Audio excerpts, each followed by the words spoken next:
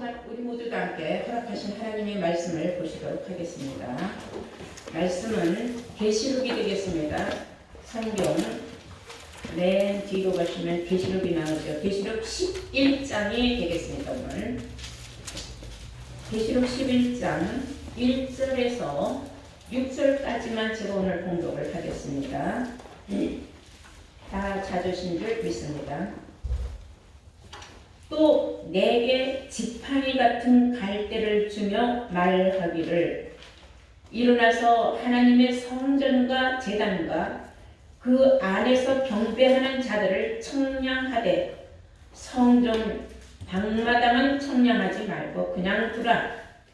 이것은 이방인에게 주었은즉 저희가 거룩한 성을 42달 동안 짓밟으리라. 내가 나의 두 증인에게 권세를 주리니 저희가 굵은 베옷을 입고 1260일을 예언하리라. 이는 이 땅에 주 앞에 섰는 두 감람나무와 두 촉대니 만일 누구든지 저희를 해하고자 한즉 저희 입에서 불이 나서 그 원수를 소멸할지니 누구든지 해하려 하면 반드시 이와 같이 죽임을 당하리라. 저희가 권세를 가지고 하늘을 닫아 그 예언을 하는 날 동안 비오지 못하게 하고 또 권세를 가지고 물을 변하여 피되게 하고 아무 때든지 원하는 대로 여러 가지 재앙으로 땅을 치리로다. 아멘. 네, 이 시간에 우리 모두 함께 하나님 허락하신 말씀을 계시록 11장 1절에서 6절로 말씀으로 제목을 감람나무 두 증인의 사명이라는 제목으로 오늘 말씀을 증거하도록 하겠습니다. 이 계시록 11장은 둘째 화, 곧 여섯째 나팔의 재앙의 과정이라는 것을 아시기 바랍니다. 계시록 11장은 세 단계로 나누어서 우리가 설교를 할 수가 있는데 오늘은 첫 번째 단계로 감람나무 두 증인의 그 사명에 관해서 제가 설교를 하고자 합니다. 먼저 우리는 왜 계시록을 알아야 하느냐? 왜 우리는 계시록을 알아야 하느냐? 많은 사람들은 계시록의 중요성을 모르고 이 성경을 함부로 알면 큰일 난다, 화를 받는다 막 이렇게 말들 하고 있어요. 그러나 우리는 알아야 될 것은 하나님은 알파와 오메가이십니다. 그러면 처음을 알았으면 끝도 알아야 돼요. 그것이 하나님을 아는 것입니다. 왜냐하면 하나님께서는 종말을 처음부터 보하였다고 이사야 선지자를 통하여 예언을 하셨기 때문이고, 또한 예수님도 말씀하시기를 성경은 기록된 대로 이루어진다고 말씀하셨기 때문인 줄로 믿습니다. 우리가 계시록 22장 10절을 보시면은 이 책의 예언의 말씀은 인봉하지 말라, 때가 가까우니라 그랬어요. 이 책의 예언의 말씀을 인봉하지 말라, 때가 가까우니라. 여기서 말하는 때라는 건 뭐예요? 세상에 종말이 가까이 오고 있다는 겁니다. 그러면 세상에 종말이 가까이 올수록 우리는 예언의 말씀을 인봉해서는 안 된다는 겁니다. 계시록 전체의 말씀은 다 예언의 말씀입니다. 그러므로 우리는 이 계시록의 수많은 예언의 말씀 중에 오늘 우리가 특별히 알아야 할 것은 계시록 11장에 나오는 두 감람나무 두 증인을 통하여서 하나님의 사명을 그들에게 주시고 그들은 그 사명을 받아 하나님 앞에 권세를 받아서 그들이 심판을 할 때에 이 땅은 재앙을 받는다는 것을 오늘 본문은 기록하고 있다는 것을 아셔야 될 줄로 믿습니다. 그러면 이 두 감람나무 그 두 증인의 그 사명은 무엇이냐 하면 우리가 계시록 11장 1절부터 한번 보실까요? 또 내게 지팡이 같은 뭐 같은? 지팡이 같은 갈대를 주며 말하기를 일어나서 하나님의 성전과 제단과 그 안에서 경배하는 자들을 청량하되, 청량을 하는데 누굴 청량하느냐? 하나님의 제단에서 하나님을 믿고 신봉하는 자들을 청량을 하라. 그래서 청량한다는 건 잰다는 거예요. 믿음의 분량을 재고라는 겁니다. 자, 여러분들 이 시간 하나님 전에 나와 앉아 있습니다. 여러분들이 여러분들의 믿음의 척도를 재볼 때에 합격선인가 불합격선인가 아니면은 중간 지점에서 지금 왔다 갔다 하는가, 여러분 자신을 한번 재보시기 바랍니다. 그러면 성경은 왜 지팡이 같은 갈대를 주었다고 하느냐? 그래서 지팡이라는 것은 짐꾼이 쓸 때는, 짐꾼 있죠? 지게에다 짐을 잔뜩 찐 짐꾼이 지팡이가 없으면 일어날 수가 없어요. 지팡이를 다시 말하면 막대기라고도 합니다. 그리고 소경은 지팡이를 짚고 다녔죠. 왜냐면 길의 인도자니까 길잡이가 되는 지팡이. 그리고 우리 믿음의 사람들에게는 믿음으로 인도하는 신앙의 길잡이가 있어요. 그것을 지팡이라고 하는 겁니다. 그래서 민수기 보면 아론의 쌍난 지팡이가 있었지 않습니까? 지팡이가 싹이 났다는 건 살았다는 걸 증명하는 것이고, 싹이 나지 않았다는 것은 죽었다는 뜻입니다. 지팡이는 싹이 나야 됩니다. 살아있는 지팡이가 있다는 것을 아시기 바랍니다. 신앙의 길잡이가 되는 그 사명자를 우리는 또한 지팡이라고도 합니다. 다시 말하면 오늘 본문에 나오는 이 두 감람나무 두 중에는 심판자의 지팡이를 가졌다는 거죠. 그래서 우리의 신앙을 청량을 한다는 거예요. 하나님 성전과 제단에서 하나님 앞에 예배드리러 오는 사람들을 제일 먼저 청량을 한다. 그것을 성경은 다시 말해서 성전 안마당에 있다 그렇게 말해요. 2절을 보실까요? 계시록 11장 2절을 보시면 성전 방마당은 청량하지 말고 그냥 두라. 성전 밖은 볼 것도 없다 이거예요. 어차피 다 쓸어서 지옥으로 갈 거니까 볼 거 없고 우리가 귀하게 볼 것은 성전 앞마당이라는 거예요. 그래서 성전 방마당은 청량하지 말고 잴 필요도 없고 심판할 가치가 없다 이거죠. 그냥 돌아 내버려둬라. 자동으로 지옥으로 갈 거다 그 말이에요. 이것을 이방인에게 주었은 즉 저희가 거룩한 성을 42달 동안 짓밟으리라 그랬어요. 자, 우리가 알아야 될 것은 성전 방마당이 있으면 성전 앞마당이 있다는 걸 알아야 돼요. 그래서 성전 방마당에는 누가 있으며 그들은 왜 방마당에 있는가? 우리가 한번 성경에 말하는 그 해답을 볼까요? 계시록 22장 15절 보시겠어요? 계시록 22장 15절 다 찾아보시기 바랍니다. 제일 먼저 개들이 나와요.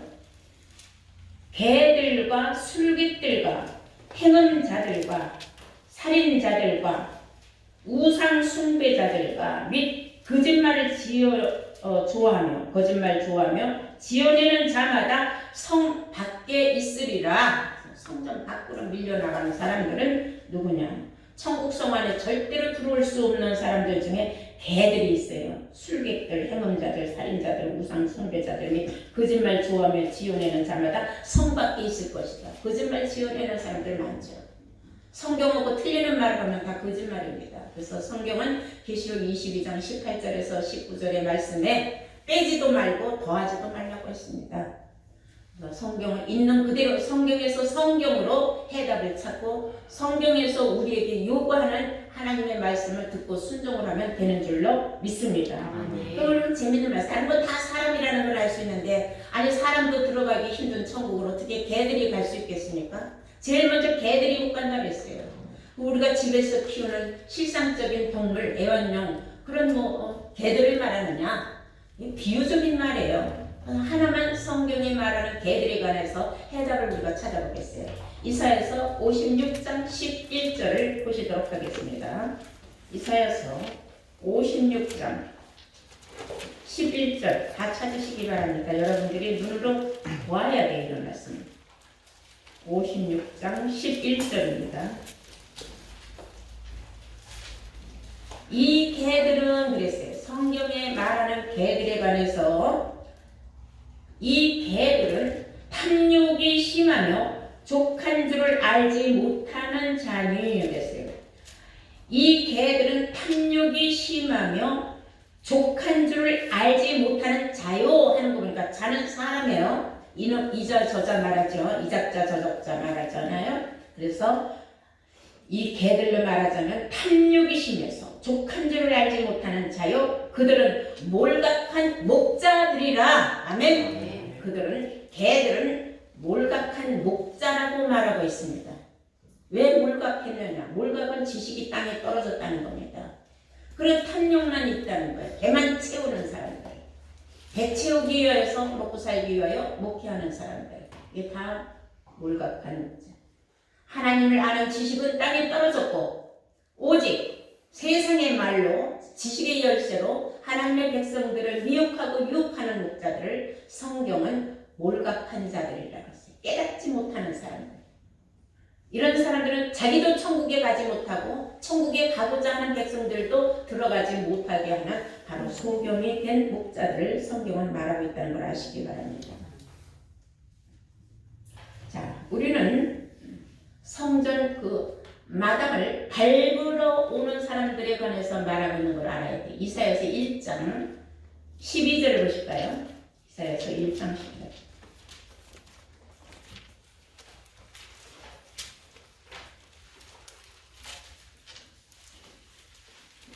12절 보시면 너희가 내 앞에 보이러 오니 그러니까 아까 그 두 감람나무가 지팡이 같은 그 갈대 자를 가지고 청량을 할 때 성전과 제단에 있는 사람들을 먼저 청량하라고 하지 않았습니까? 너희가 내 앞에 보이러 오니 성전 안으로 들어와서 하나님 앞에 저 오늘 하나님 앞에 왔습니다 라고 보이러 오는데 그것을 누가 너희에게 요구하였느냐? 내 마당만 밟을 뿐이니라 그랬어요. 하나님의 성전 마당만 찍고 가는 거다 이거예요. 이런 사람들은 어떤 사람들이냐?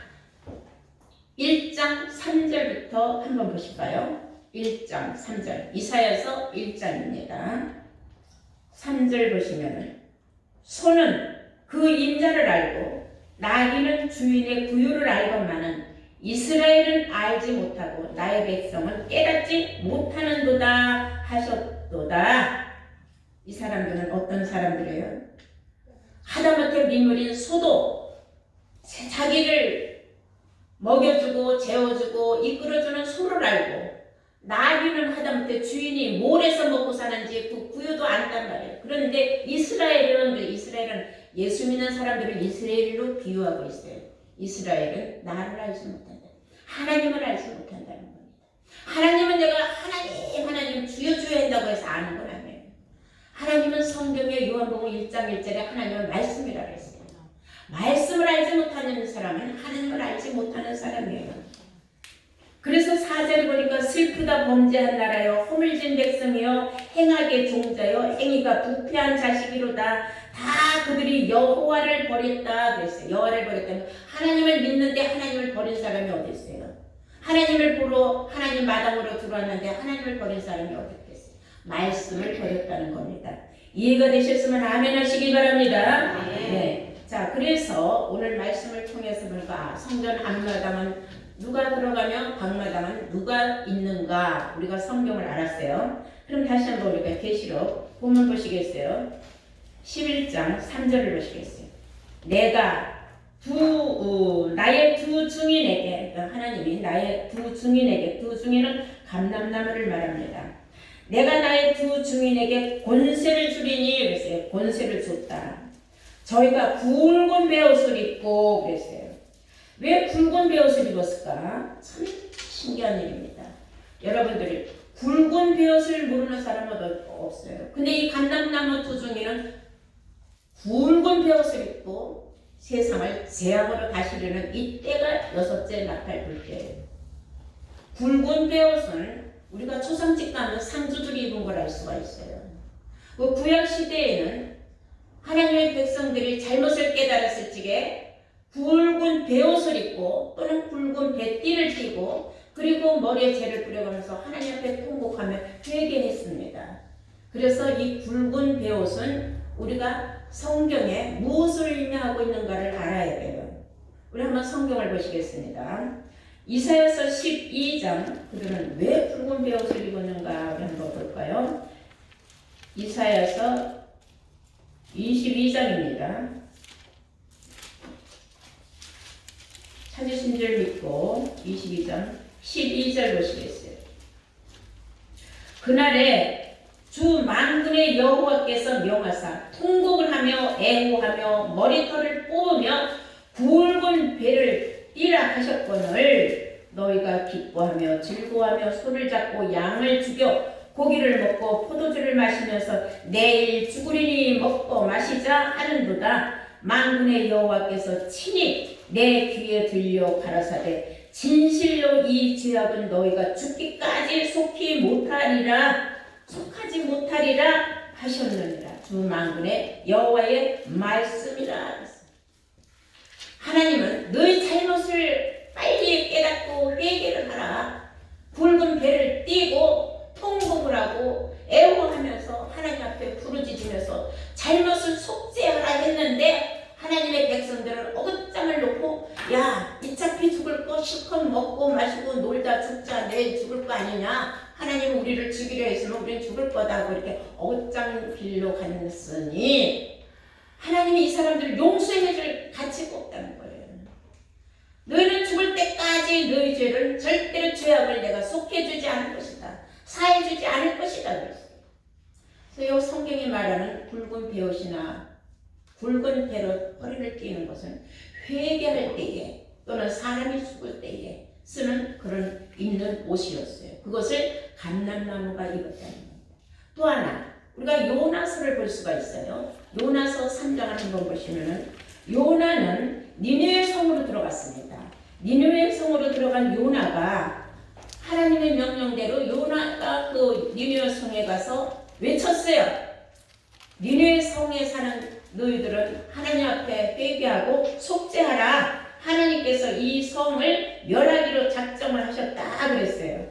그랬더니 그 니느웨 성 백성들이 그 소리를 듣자마자 다 회개를 했어요. 그리고 굵은 베옷을 입고 머리에 죄를 뿌리고 하나님 우리가 무엇을 잘못했는지 하나님 알려주시죠. 잘못한 거 있으면 다 회개하겠습니다. 그래서 하나님을 믿는 믿음, 하나님의 말씀을 믿는 믿음이 있었다는 겁니다. 우리 한번 요나서 3장 6절부터 보실까요? 유형 찾았으니까 4절부터 보시겠어요. 요나가 그 성에 들어가며 곧 할 길을 행하며 외쳐 가르되 40일이 지나면 니느웨가 무너지리라 하였더니 니느웨 백성이 하나님을 믿고 여기서 중요한 건 하나님을 믿었어요. 아까 우리가 이사 선지자가 말한 이사 22장에는 어떻게 말을 했어요? 야 어차피 죽을 건데 실컷 먹고 마시고 놀다가 죽자 어차피 우리 죽을 거 아니냐 회개를 하지 않았다는 겁니다. 그러니까 하나님이 듣기에 얼마나 까딱지가 났겠습니까? 그런데 이 백성들은 선지자의 말을 믿었다는 거예요. 중요한 건 선지자의 말을 믿었느냐 안 믿었느냐. 그 선지자는 하나님의 명령을 받아 행하는 사명자라는 겁니다. 네, 자 5절에 봅니다. 니느웨 백성이 하나님을 믿고 금식을 선포하고 물은 대수하고 굵은 배를 입은지라 그 소문이 니느웨 왕에게 들리매 왕이 보좌에서 일어나 조복을 벗고 굵은 배를 입고 제에 앉으니라. 왕까지 모든 백성들과 왕까지 하나님의 말씀을 믿고 선지자의 말을 믿고 다 굵은 베옷을 입고 그리고 하나님 앞에 통곡을 하고 회개했다는 겁니다. 하나님 우리가 무엇을 잘못했든지 간에 용서해 주십시오. 정말로 하나님 아버지 우리를 용서해 주십시오 하고 빌었다는 겁니다. 회개했다는 건 빌었다는 거예요. 잘못을 뉘우쳤다는 겁니다. 이럴 때 하나님이 벌을 내리려고 했지만 니느웨 성을 벌하지를 않았어요. 이게 왜 굵은 베옷을 입었느냐 구약시대에 보면은 이렇게 회개할 때에 그리고 이 감람나무 두 사명자가 입은 굵은 베옷은 사람이 죽을 것을 생각을 하고 작정을 하고 그들은 붉은 베옷을 입었던 겁니다. 어차피 죽을 사람들이 나오는데 미리 장사 지내줄 준비를 한 거예요, 그들은. 그러면 성경에는 붉은 베옷만 있느냐? 아니에요. 가는 베옷도 있어요, 반대로. 그럼 여러분들은 붉은 베옷을 입는 게 좋겠어요? 가는 베옷 입는 게 좋겠는가? 한번 성경을 보고 한번 생각해 보시기 바랍니다. 에스겔 9장을 보시겠어요? 성경 에스겔 9장입니다.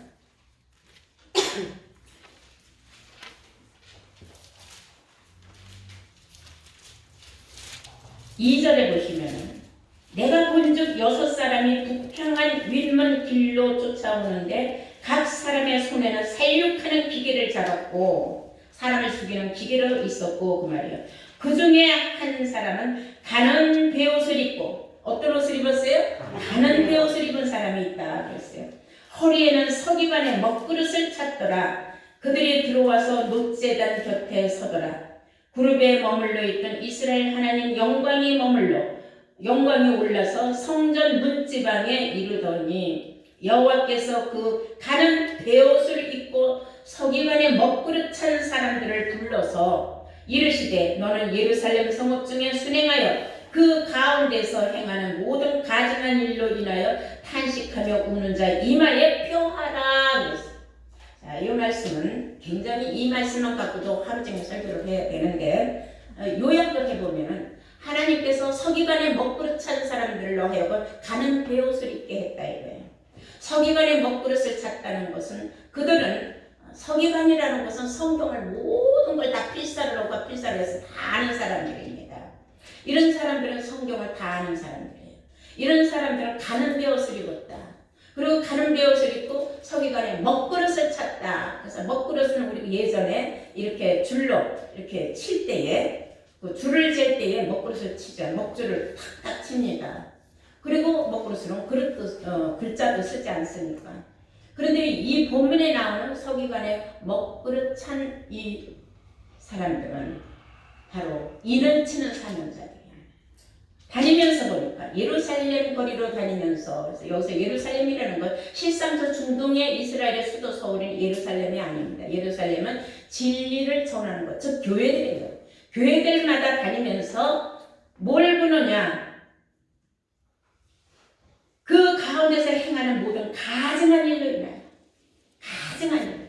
하나님 말씀은 전하지 않고 세상 일로 복받는 것만 전하고 하는 이런 사람들이 얼마나 많습니까? 그 진리를 찾는 사람들 이마에 인을 치라는 거예요. 하나님 말씀이 어딜 가야 내가 들을 수 있는가? 어딜 가야 내가 하나님의 말씀으로 내가 전신갑주를 할 수 있는가? 이런 것을 항상 안타깝지만 여길 가도 메마르고 저기 가도 메마르고 양식이 없는 거예요. 양떼들이 먹을 푸른 초장이 없다는 겁니다. 그러니까 탄식을 해요. 그러니까 그렇게 탄식하는 사람들에게 이마에 인을 쳐주는 거예요. 너는 하나님을 믿을 자격이 있다.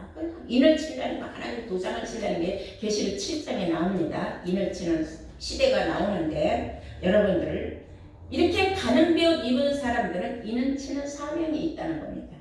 그리고 마지막 때에 가서는 종말에 가서 보니까 가는 베옷 입은 사람들은 예수 신부감이에요. 알고 보니까 계시록 19장 7절을 보시겠어요. 계시록 19장 7절을 보시겠습니다.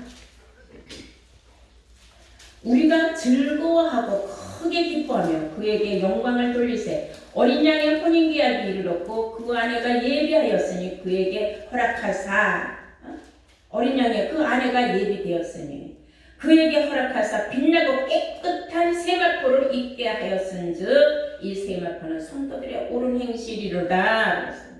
어린 양의 아내는 세마포를 입었다. 세마포는 아주 가는 베옷, 쉽게 말하면 명주실, 아주 가는 실크 같은. 그거는 우리가 예식장에 같은 데 보면, 옛날에 결혼식장 같은 데 보면 다 고운 옷을 입지 않습니까? 초상집에 고운 옷 입고 가는 사람 봤어요? 초상집에 다 붉은 베옷을 입고 가죠. 이런 것을 볼 때에 성경이 말하는 이 비유적인 말씀을 우리는 깊이 깨달아야 될 줄로 믿습니다. 근데 중요한 것은 이 두 증인이 증거하는 동안에 하늘 받아서 비를 못 오게 하는 사명이 있다 그랬어요. 우리 다 함께 다시 한번 11장 6절 보시면 이와 같이 죽임을 당하리라. 그 사람은 감람나무를 해코지 하려고 하는 사람들은 다 죽임을 당하게 돼 있어요. 6절에 저희가 권세를 가지고 감람나무가 권세를 가지고 하늘을 닫아 그 예언을 하는 날 동안은 비 오지 못하게 하고 그랬어요. 하늘을 닫아서 비를 오지 못하게 한다. 이게 굉장히 무서운 일입니다. 하늘을 닫아서 비가 못 오게 한다면 이거 엄청난 일이 일어나는 겁니다. 그런데 비라는 게 뭐길래 성경은 비를 오게도 하고 못 오게도 하는 사명을 이 사람들이 가졌는가. 근데 여기에서 중요한 것은 계시록 11장에 나오는 그 감람나무는 비 오게 하는 사명자가 아니라 비를 못 오게 하는 사명을 가졌다는 거예요. 비를 어떻게 해서 못 오게 하느냐면 하늘을 닫았다는 겁니다. 그럼 비라는 건 무엇이냐? 우리 한번 다 함께 신명기 28장 12절을 보시겠어요? 신명기 28장을 보시겠어요? 사람들은 하나님이 내리는 복을 이것으로 생각을 하고 있죠. 근데 뜻을 알고 좋아해야 돼요.